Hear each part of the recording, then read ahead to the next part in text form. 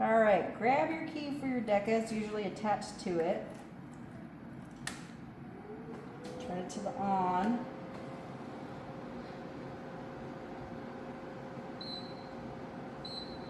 Let us do a system check. Okay, you're just going to want to hit OK, skip cleaning. And then to move your screen up and down, it has this buttons up here.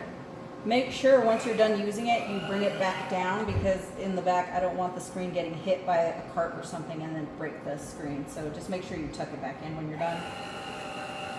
Usually we'll just use the CO2. We have our fiber for ears, and we also have our high scan.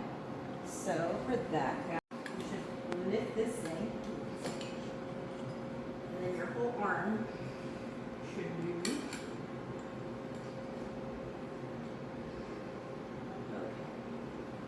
Okay. This usually lives on the bottom of your cart. Please don't bring the whole cart in. This is just so you can see. So you grab your micro manipulator. Make sure you have a microscope that has the laser attachment on there, so it should just have this black attachment.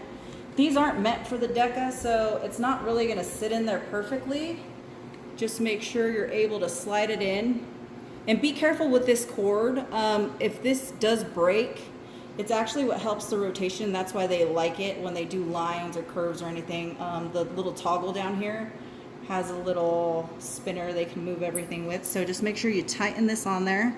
Usually I'll tighten it as tight as I can, give it a little pull, like pretty rough, to make sure it's on there so it doesn't fall off. You have your two attachments. This will screw on here, obviously. So just make sure you tighten that on there. This piece will also have a little red dot and a dot. You're gonna wanna line those up. Sometimes it's just easier to put this piece in and then screw this piece in, depending on how thick your fingers are, because I got fatties. Make sure too that your micro manipulator is on 400. These ones that have the rotatable lens, make sure you're also on 400. Usually it's at 250 because they'll use them for ear tubes. Make sure this is tight too, because again the toggle is what rotates for them.